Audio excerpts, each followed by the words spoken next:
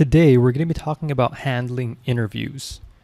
So, as someone who's gone through over 100 interviews and has conducted hundreds of interviews himself, that's me, as I've also hired freelancers, I have a lot of experience in this area as both the interviewer and the interviewee.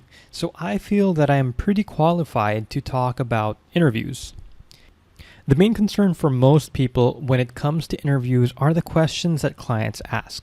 There are common questions that almost every single job interviewer or client asks, but if you understand the reason why clients ask such questions, rather than thinking of how to respond to the questions themselves, you'll be able to answer any question that's asked of you, even if it isn't one that you've specifically prepared for. In fact, if you want to find answers to the most common interview questions, I won't tell you what to say in this lesson. But I'll include some links to good articles on common interview questions and how to respond to below this lesson. Now, one thing you have to remember is that when you have a client, or when you have a client that has interviewed you, or chosen to interview you, it means that they've already gone through your cover letter, they've gone through your profile, and have chosen to interview you among all the people who applied to the job. So that means that they already like you, and an interview is usually just for them to make sure that you're the best fit for what they're looking for compared to the other candidates. And you most likely already have the skills they're looking for. Interviews are usually to measure your attitude more than your skills. Okay, that's very important. Your attitude is more important than your skills in most cases. And in most cases, they'll be interviewing 3 to 5 candidates and are just looking for the best fit. Which one of those 3 to 5 best fits their needs? So, as I was doing several interviews while writing this lesson, I also realized that interview questions usually fall into 2 different categories. You have the first one, which are skill questions, and secondly, attitude questions. Skill questions are usually there to validate that you have the right skills for the job. And as I mentioned earlier, your client has already reviewed your skills and chosen to interview you among other participants. So they already think that you have the right skills, but they just need to make sure by doing the interview. They're just making sure that you actually have the skills that you put in your profile and cover letter. So skill questions are questions such as, what are your strengths? How can you contribute to the company? Share a previous experience where you did X, and X is usually the task. So share a previous experience where you use, let's say, Microsoft Excel, or where you managed a client's email. Attitude questions are usually the more important kinds of questions that clients ask.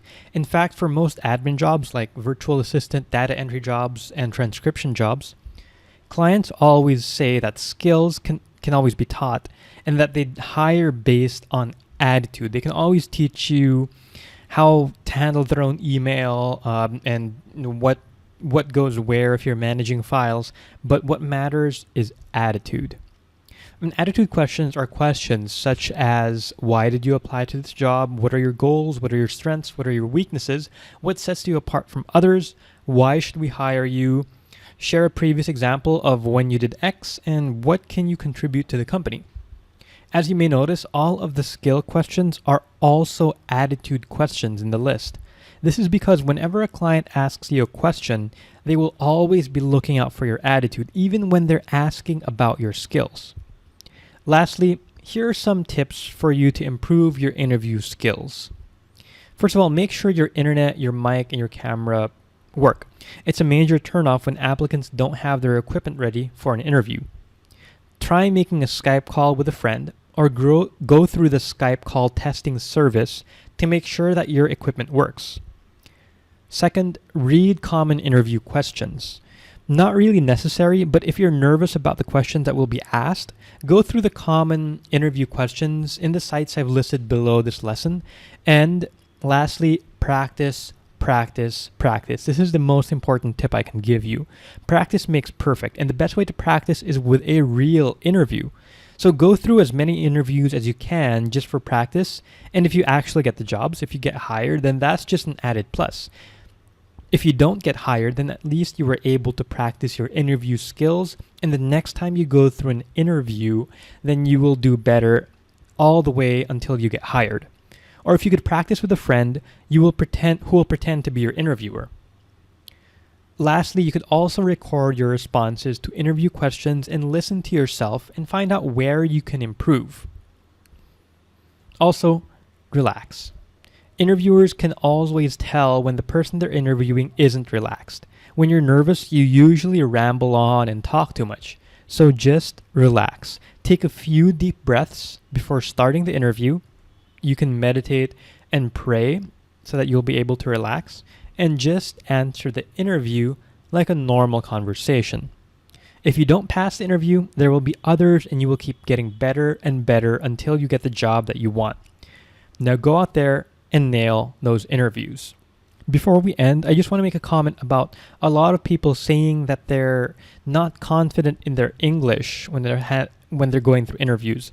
Honestly speaking, most clients don't care so much that your English is not perfect, because if you're applying to jobs that don't require you to communicate with their customers, it does not matter as long as you can do the job well and you can tell the client that you can do the job well. So go out there and good luck.